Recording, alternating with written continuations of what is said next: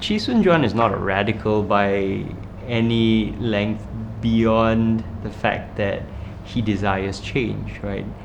He challenges power and speaks truth to power. He's not leading any sort of insurrection, you know. Yeah, he's working entirely within the system, right? Trying to get elected, holding like town halls and rallies and putting out position papers. That's not the act of a radical. And I can totally respect a man who is, believes so much in what he's doing, right? In the justness of his cause, right? In his willingness to bear all of this for Singaporeans, right? And he endures all the slings and arrows by a government out to smear him and completely discredit him. He's still there fighting. And you really have to respect that. Even if you totally disagree with him, you have to respect that he has never stopped fighting.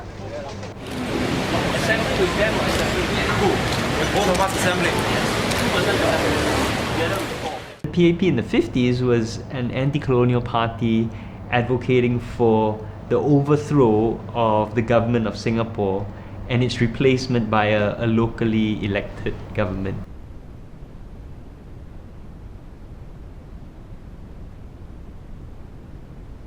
And the kind of things that they were arguing for democracy, right, for freedom of speech, for accountability and transparency, those are pretty much the same things that Chee Soon Juan is demanding.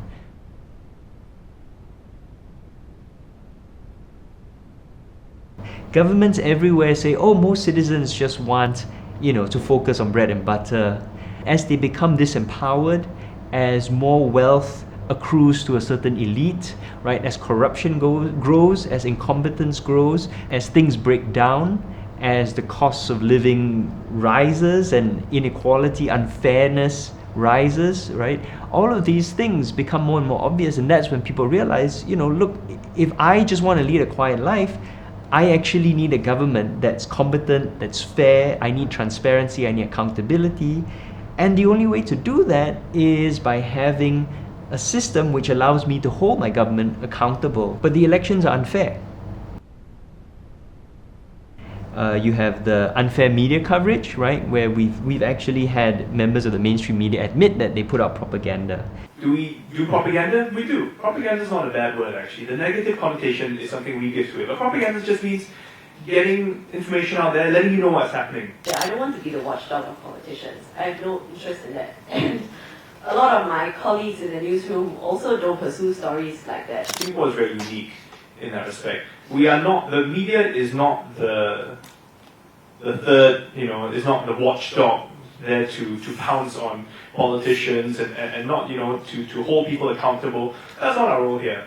What I do say is, right, if the government is so confident, why can't we have free and fair elections? And why can't we have freedom of information, including accountability and transparency?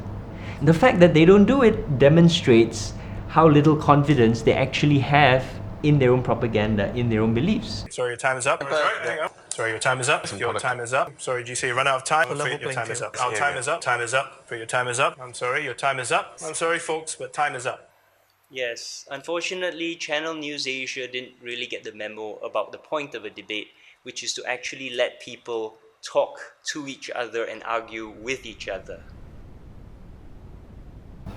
As a historian, I think the anti-colonial period in the 50s and 60s is very inspiring for Singaporeans because what you see in this time is a very incredibly vibrant debate about the nature of our society, about where we want to go as a people, about how we're going to achieve that.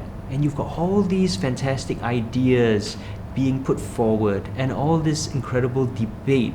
Singapore was a place of such vibrancy in those years. And there's an intoxicating sense of the possible. Anything is possible.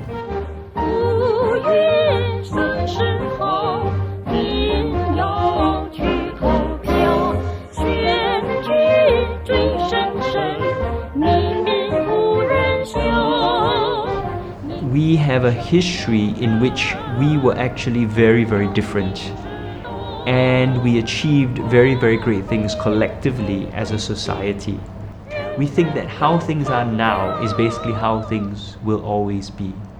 But no.